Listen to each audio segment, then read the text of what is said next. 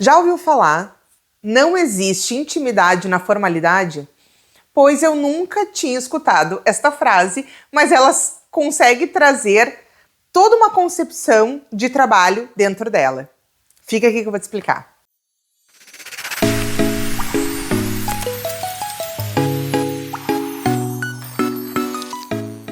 Pois eu estava então nas redes sociais e escutei essa frase de um terapeuta.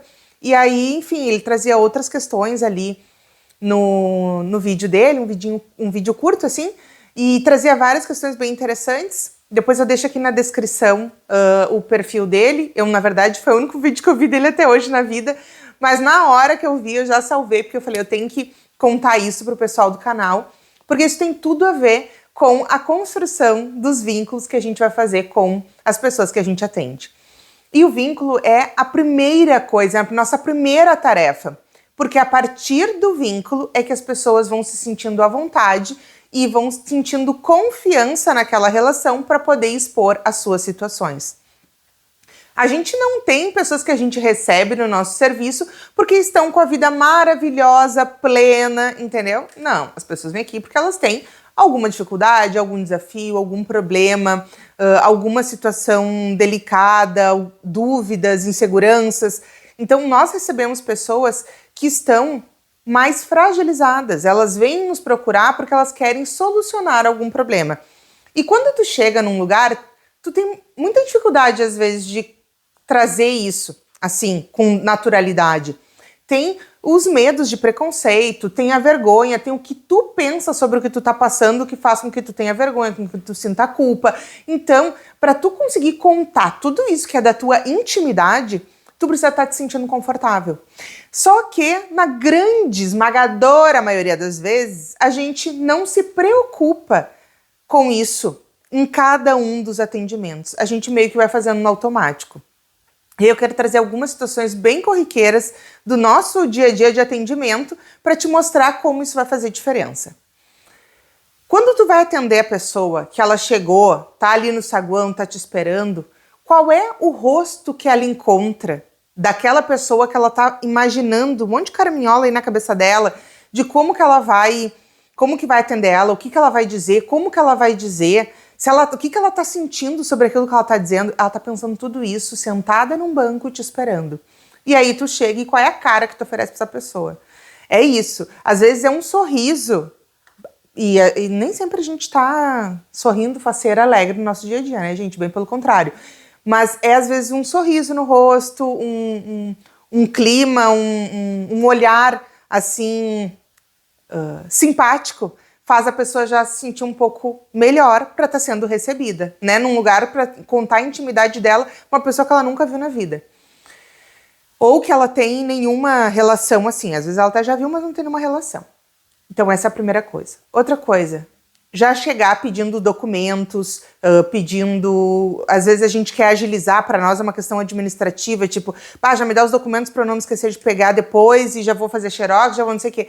Para a pessoa, isso pode ser uma invasão da privacidade. Para a pessoa, isso pode ser um controle. Ela pode estar se sentindo ali controlada, que a pessoa vai investigar toda a vida dela. A gente não sabe o que passa na cabeça. Então, eu prefiro sempre pegar documentos no final do atendimento, ou eu pego ele no meio do atendimento, tipo, para eu não me esquecer, quando a gente já teve um pouquinho de conversa, para eu não esquecer, eu vou precisar disso, daí falo tudo que eu preciso de documentos.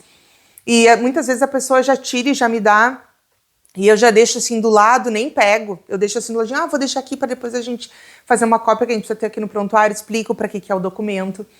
E aí só faço essa cópia no final e a pessoa daí fica depois do atendimento me aguardando fazer essas cópias. Isso faz com que a pessoa também não se sinta sendo de cara já tão tomada por essa parte administrativa e burocrática que pode deixar a pessoa um pouco já mais presa, né? E aí, quando a gente entra na sala, vamos pensar que sala é essa que a pessoa entra. Muitas vezes as nossas salas têm mesa. E muitas vezes o profissional se coloca de um lado e a família de outro. Essa separação da mesa, geralmente cabe muita coisa nela, tanto objetiva quanto subjetivamente. Às vezes, tu vai ver que a pessoa se debruça sobre a mesa. Às vezes tu percebe que tu, como profissional, nem toca na mesa e tu fica distante, reativo. Como que essa comunicação não verbal está sendo processada por aquela pessoa que tu não conhece? Bom, esta é uma preocupação que tu tem que ter. Tu, como profissional, tem que favorecer aquele ambiente. Então, pode ter a mesa, mas tu não é obrigado a usar, entende? Então, num primeiro contato, principalmente nos primeiros contatos, não utilize a mesa. Te coloque mude a cadeira de lugar, fique sentada frente a frente para a pessoa, ou meio de ladinho, se tiver mais gente na sala, tenta organizar. Enfim, tenta fazer de uma forma que a pessoa sinta que não tem algo separando vocês. Isso é um fator para a pessoa se sentir mais à vontade. Outra coisa é a iluminação do espaço. Às vezes a gente tem espaços, por exemplo, que tu vai fazer atendimento, tem muita caixa, muito móvel, muita coisa, e a pessoa se sente presa. Tenta organizar esse espaço o máximo possível para a pessoa se sentir à vontade. Outra coisa que a gente pode também pensar nesse momento, às vezes a gente tem ali, eu sempre gosto de ter roteiros de atendimento para eu lembrar tudo que eu preciso perguntar para essa pessoa, que eu não posso esquecer, que é importante para eu depois vou estar lá construindo um relatório, coisa e tal. Então, às vezes eu tenho um roteiro, mas tem que cuidar para não ficar uma coisa meio questionário, sabe? De tu ficar assim, pergunta e tá, anota. Eu, muitas vezes, prefiro não anotar. Se eu consigo, eu não anoto nada, tá? Não anoto nada, fico tudo aqui na cabeça. Quando termino o atendimento, eu já faço a evolução na mesma hora. A evolução para mim é parte do atendimento, então ela nunca é feita depois, justamente para eu ficar com tudo fresquinho na minha cabeça e já anotar. Só que às vezes a gente não consegue absorver tudo, principalmente se tu tem que anotar muita data, endereço e coisas assim, aí não dá. E aí eu geralmente peço licença para a pessoa e digo, olha, eu vou anotar aqui só para eu não esquecer essas datas que são importantes, explico para ela para que eu preciso, porque esse ato de anotar, muitas vezes a pessoa pensa, ela está escrevendo tudo que eu estou dizendo, será que o que eu estou dizendo vai ser, depois pode ficar contra mim? Será que ela está entendendo realmente o que eu estou dizendo e ela não está anotando errado? Enfim, muitas coisas podem ficar aí na cabeça da pessoa, então eu também evito fazer anotações naquele momento, eu anoto só o estritamente necessário. E geralmente quando eu anoto, eu ainda explico por que eu estou anotando, onde que aquilo lá vai estar. Tudo isso, para o início desse atendimento, é uma forma de trazer mais informalidade para esse momento, que ele é um momento realmente formal. Só que a gente pode deixar ele mais informal para a pessoa se sentir à vontade, para ela entender o que está acontecendo, para ela não se sentir vigiada. Outra coisa que é bem importante no atendimento para trazer diminuir um pouco esse aspecto da formalidade é explicar para que serve o serviço, o que ela pode esperar desse serviço, desse atendimento. São coisas que vão desmistificar o senso comum do que é esse serviço que tu está inserido e que tu vai estar atendendo. Independente de onde tu estiver inserido, as pessoas criam ideias sobre o que é o CRAS, o que é o CREAS, o que é o Centro Pop, enfim, todos os nossos serviços criam ideias do que é. E quando elas vão para o atendimento, elas têm essa ideia na cabeça e tu não sabe qual é. Então, num primeiro atendimento, também é interessante tu desmistificar um pouco isso para a pessoa também ficar mais à vontade.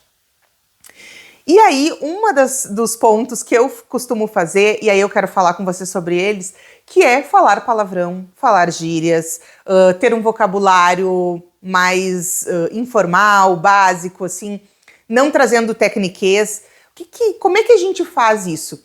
Primeiro, a gente tem sim que ter um vocabulário técnico, todo profissional tem que saber usar bem as palavras, ter palavras que vão entrar nos seus relatórios, que tem conceitos importantes que a gente precisa trazer. Quando a gente fala essas palavras, elas trazem um conceito inteiro com elas, não é simplesmente usar palavra bonita, é trazer conceitos importantes nos nossos relatórios, nos nossos documentos. Mas nosso contato com as famílias não é o momento de fazer isso.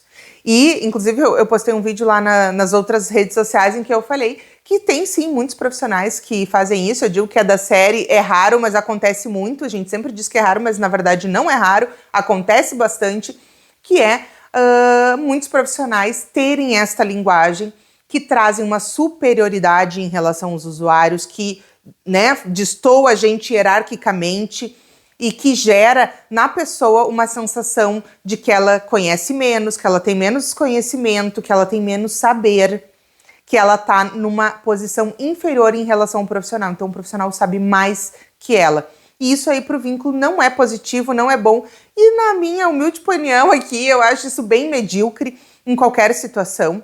Então, acho que é totalmente desnecessário tu te mostrar superior em conhecimento, até porque tu não é, mas claro que isso não é pauta para este vídeo, mas todos nós estamos aqui para aprender o tempo inteiro. Então, tu ficar usando uma linguagem técnica com as famílias é totalmente desnecessário, te afasta da família, faz com que ela sinta menos à vontade para falar contigo. Então, bom, tem vezes que não é por superioridade, mas que a gente tem vícios de linguagem. A gente acaba trazendo na nossa fala, palavras que a gente está acostumado a usar no dia a dia. Então, isso daí já é o que a gente tem que ficar mais vigilante, a gente tem que parar e pensar, será que eu tenho uma outra palavra que eu consigo começar a usar no lugar dessa, que essa aqui é muito forte? Então, a gente tem que ver, porque tem palavras que trazem muitos conceitos do senso comum que são distorcidos. E quando a gente usa essa palavra, as pessoas podem acabar tendo um entendimento equivocado e fazendo com que elas fiquem reativas ou com que elas não consigam interagir com a gente, porque na verdade não estão nem entendendo o que a gente está falando. Porque a gente tá imaginando uma coisa na nossa cabeça a partir dos conceitos que a gente tem e a pessoa no mundo lá fora pensando outra completamente diferente. E sobre o uso de gírias e de palavrão. É óbvio que eu não uso com as famílias nos atendimentos aquela gíria, aquele palavrão que eu tô acostumado a usar aqui na minha casa, ou que eu acho divertido, ou que eu acho engraçado, ou do meme que eu vi um dia e achei engraçado e comecei a brincar com isso. Não. Tu vai usar a partir da relação que tu estabelece com a pessoa. Então, por exemplo, eu costumo falar um palavrão lá na minha casa e aí daqui a pouco eu me deparo com uma família que tem uma questão de pudor, tem uma questão mais forte em relação, por exemplo, ao caráter religioso e que para ela o uso dessas palavras pode soar muito mal. Eu não vou falar com esta pessoa sobre isso. Eu não vou mencionar isso para ela. Então a gente tem que ter essa noção de que o uso do palavrão, de que o uso da gíria tem que ser bem alocado. Por exemplo, eu vou falar com um adolescente, né? Eu tô falando ali com um jovem. Se eu falar um palavrão com ele que tá dentro do escopo daquele momento, pode ser que aquilo ali funcione bem, seja um bom manejo, porque o uso do palavrão, da gíria, da informalidade, tanto no palavreado quanto no ambiente, da forma que a gente vai sentar, do jeito que a gente vai ter, a postura que a gente vai ter, como que a gente vai cumprimentar, o que a gente pede primeiro ou depois, tudo isso são manejos para a gente deixar aquela família mais à vontade e conseguir trabalhar as questões que ela vai nos trazer no atendimento, tá? Então, isso é feito todo com intencionalidade. Por isso que não é de qualquer jeito. Então, por exemplo, eu vou lá com jovens, com adolescentes e digo, é foda isso. Pra ele, isso só vai estar dizendo, tá difícil, né? Agora, será que se eu botar isso num outro contexto, vai ficar adequado? É isso que tu tem que te perguntar. Por exemplo, uma gíria que eu uso um monte. Isso aí é ladaia. Tu já fez ladaia? Principalmente com jovem, com criança, eu digo, não, isso é uma ladaia que vocês estão fazendo. E aí começa a brincar. A gente muitas vezes usa esse recurso para dar essa informalidade e quebrar um pouco o gelo daquele momento quando tu vai falar. Mas será que se eu disser isso num outro contexto, com outras pessoas, vai funcionar? Né? Então, tudo isso a gente tem que ter muito cuidado, a gente tem que ter cuidado na hora de usar. Mas é muito bem-vindo fazer uso. Então, assim, se tu nunca usou, se tu tem medo de usar, eu te aconselho a começar a experimentar, porque isso é excelente ali para a construção do vínculo, para a pessoa sentir que a gente é gente, igual a todo mundo, né? Porque muitas vezes a gente é colocado nesse lugar de saber e de poder, né? A gente tem ali uma caneta que vai gerar um relatório, uma escrita, muitas vezes é a gente que vai lá oferecer para um juiz, né, que vai ter uma decisão importante sobre a vida daquela pessoa, é o nosso relatório que vai estar lá e a pessoa sabe disso. Então, a gente tem um poder que aquela pessoa enxerga no que a gente está fazendo. E aí tudo que ela nos diz está mediado pelo que ela espera que vai acontecer desse momento. Então, quanto mais a gente desmistifica, quanto mais a gente usa recursos de manejo para que essa pessoa se sinta confortável, se sinta segura, para conversar aquelas coisas que ela está passando, que está na vida dela, que ela se sinta confortável para dizer uma coisa horrível, uma coisa traumática, uma coisa que ela nunca contou para ninguém, ou uma merda, sabe? Dizer uma coisa, às vezes, é inclusive dizer coisas preconceituosas. Eu já escutei muito preconceito vindo de usuário, falando de coisas assim que eu digo, meu Deus, como é que conseguem no ano que a gente tá me dizer isso? Mas a pessoa tá dizendo, e aí é o momento de tu fazer a quebra daquele paradigma, é o momento de tu entrar e dizer, não, mas essa tua fala é preconceituosa. Tudo isso faz parte do manejo, do atendimento. E aí eu tô trazendo esse conteúdo agora pra gente pensar na informalidade como uma grande ferramenta para a construção desse vínculo primário, para a construção de ambientes mais receptivos e para a pessoa se sentir à vontade, poder sentir que ela tem confiança e segurança. Essa é a grande base do vínculo. É a confiança, a relação de confiança. Então não existe o vínculo se não tiver confiança.